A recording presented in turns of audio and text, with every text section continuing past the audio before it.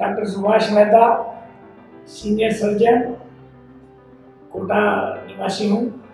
मैं आप लोगों के सामने आज यूरिनरी ट्रैक्ट डिजीज के बारे में विचारों का आदान प्रदान करूँगा। हमारे यहाँ पर जिस प्रकार से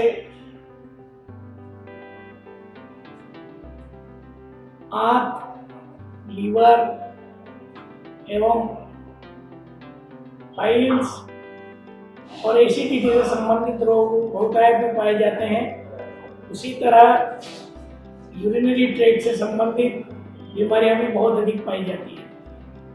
यूरिनरी ट्रैक्ट से संबंधित बीमारियों को हम एज वाइज डिस्कस करेंगे, क्योंकि इसमें बड़ा वेरिएशन आता है। चिल्ड्रंस में अलग होती है, यंग व्यक्तियों में अलग होती है और प्रौढ़ावस्था में अलग होती है। विशेष रूप से सर्वप्रथम अपन बच्चों के अंदर जो मूत्रजनित बीमारियां होती है उनके बारे में चर्चा करेंगे। बच्चों में लगभग 4 वर्ष से लेकर के और 15 वर्ष तक के बच्चों के बीच में किडनी से संबंधित कई प्रकार की बीमारियां पाई जाती हैं। सर्जिकल दृष्टिकोण से इसमें ब्लैडर स्टोन सर्वाधिक पाया जाता है तथा मेटाबॉलिक डिसऑर्डर होने के कारण कभी कभी किडनी और यूरेटर में भी पथरी बन जाती है। लेकिन माल न्यूट्रिशन एवं विटामिन ए की डेफिशिएंसी होने के कारण ब्लैडर स्टोन बहुत अधिक मात्रा में पाया जाता है। इसमें सर्वप्रथम मरीज के पेशाब में जलन होती है, बुखार आता है तथा बच्चों में इतना दर्द होता है कि बच्चा चिल्लाने लग जाता है तथा पेनिस को पकड़ पकड़ के खींचता है, क्योंकि वह जो स्टोन होता है वो ट्राइगोन पर जो ही आता है ब्लैडर के अंदर तो उसका इरिटेशन पेनिस में पाया जाता है। तो बच्चों में यह बहुत ज़्यादा है और इसमें भी राजस्थान में विशेष रूप से डूंगरपुर, बांसवाड़ा, उदयपुर, झालावाड़ इन क्षेत्रों के अंदर ब्लैडर स्टोन अधिक मात्रा में पाया जाता है। ब्लैडर स्टोन का निदान हम एक्सरे, सोनोग्राफी दोनों से कर सकते हैं और इसका एक ही इलाज है ऑपरेशन, जिसमें कि चीरा लगाकर निकाला जाता है। दूसरा, यदि 10 मिलीमीटर से छोटा है तो उसको अपन दूरबीन के माध्यम से भी निकाल सकते हैं। बच्चों के अंदर दूसरी जो किडनी एवं यूरिनरी ट्रैक्ट से संबंधित बीमारी है वो है इन्फेक्शन। इन्फेक्शन बैक्टीरियल होता है। तीसरा, पाइलोनेफ्राइटिस और ग्लोमेरुलोनेफ्राइटिस, ये भी बच्चों में ज़्यादा पाई जाती है। इसका कारण है कि जो इन्फेक्शन होता है वह धीरे धीरे गुर्दे के अंदर पहुंच जाता है। उसकी वजह से पायोयूरिया यानी पस इन यूरिन के अंदर पस आने लग जाता है। इसका निदान थोड़ा कठिन होता है, लेकिन बहुत ही सिंपल निदान ये हो सकता है कि यूरिन एग्जामिनेशन किया जाए और उसके अंदर एल्ब्यूमिन यानी प्रोटीन की मात्रा अधिक पाई जाती है तो आप उससे अंदाज़ा लगा सकते हैं कि बच्चे के गुर्दे पर कुछ प्रॉब्लम है। दूसरी चीज़, बच्चों के मुंह पर सूजन आने लग जाती है। इससे अपन जल्दी ही ये भाप सकते हैं कि इस बच्चे के गुर्दा जनित रोग हो रहा है।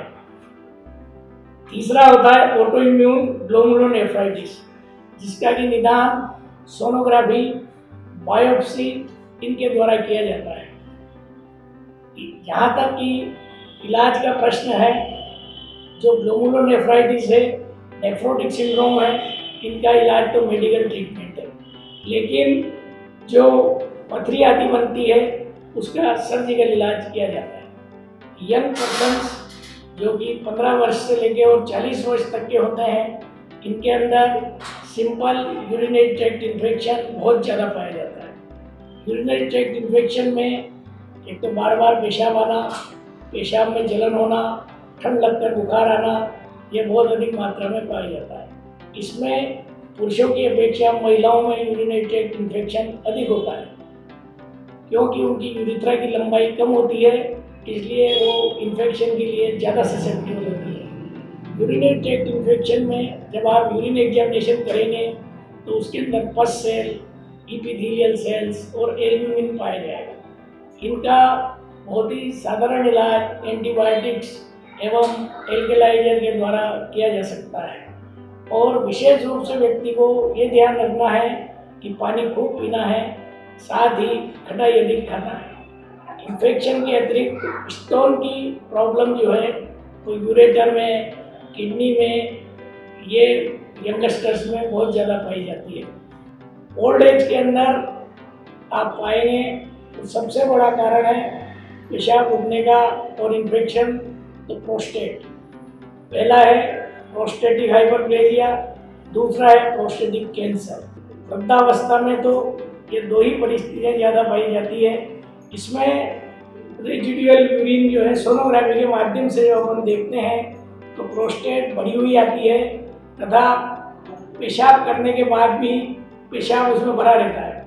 व्यक्ति रात को बार बार पेशाब करने उठता है, इसका अर्थ यही है कि उसके प्रोस्टेट बढ़ रही है या इन्फेक्शन है, क्योंकि दिन में व्यक्ति पेशाब करने कितनी बार जाता है इसका निर्णय करना बड़ा मुश्किल होता है और रात का उसको याद भी रहता है। इसलिए नोक्चूरिया, रात के अंदर जो पेशाब कितनी बार आदमी करने गया, यदि 50 वर्ष से अधिक का व्यक्ति 2 बार से अधिक पेशाब करने जा रहा है तो अपने को ये सोचना चाहिए कि उसकी प्रोस्टेट बढ़ रही है। 60 और 65 वर्ष का व्यक्ति, 68 वर्ष का व्यक्ति यदि 3 बार 4 बार पेशाब करने उठ रहा है तो निश्चित रूप से आपको प्रोस्टेटिक हाइपरप्लेजिया की ओर सोचना चाहिए और उसका निदान सोनोग्राफी के माध्यम से किया जा सकता है। प्रोस्टेटिक कैंसर जो कि लगभग और अधिक ओल्ड एज में होता है, ऐसा कहा जाता है कि जो 90 वर्ष से अधिक व्यक्ति जीते हैं उसमें 80 से 90% व्यक्तियों के प्रोस्टेटिक कैंसर हो जाता है। तो जो बहुत ज़्यादा ओल्ड होते हैं उनमें प्रोस्टेटिक कैंसर अधिक पाया जाता है। उसमें प्रोस्टेटिक एग्जामिनेशन, बायोप्सी और PSA की जांच उसमें आपको निदान के रूप में मिलती है। यदि आपका निदान सही है तो इन बीमारियों का इलाज बहुत इजी है।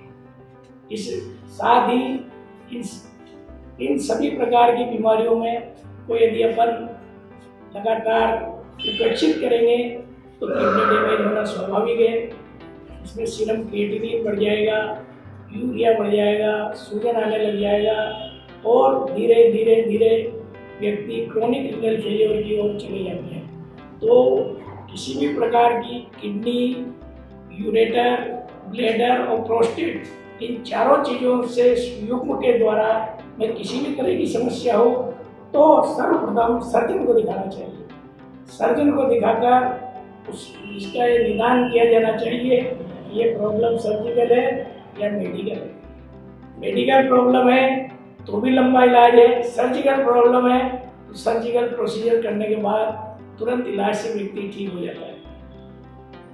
तो जैसा कि हमने अभी ये बच्चों का, यंग का और बूढ़े लोगों के बारे में मूत्र किडनी से संबंधित बीमारियों का हमने वो किया है, इसमें क्या प्रिवेंशन अपने को रखना चाहिए, उसमें ये है कि एक तो पानी अधिक पीना चाहिए, दूसरा खटाई ज़्यादा खाना चाहिए, तीसरा नमक की मात्रा कम खानी चाहिए, कैल्शियम और फास्फोरस इन दोनों को भी कम काम में लेना चाहिए, क्योंकि कैल्शियम अधिक लेने के कारण से कैल्शियम ऑक्सलेट के क्रिस्टल बन जाते हैं, फॉस्फेट स्टोन बन जाते हैं। तो वस्तुतः इसमें मांस, मछली और अंडा इनका सेवन भी कम करना चाहिए, इनसे भी स्टोन अधिक बनते हैं।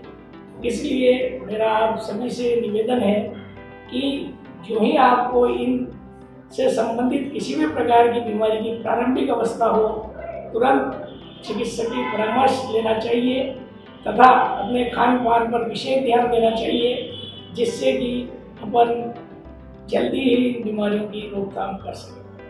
धन्यवाद।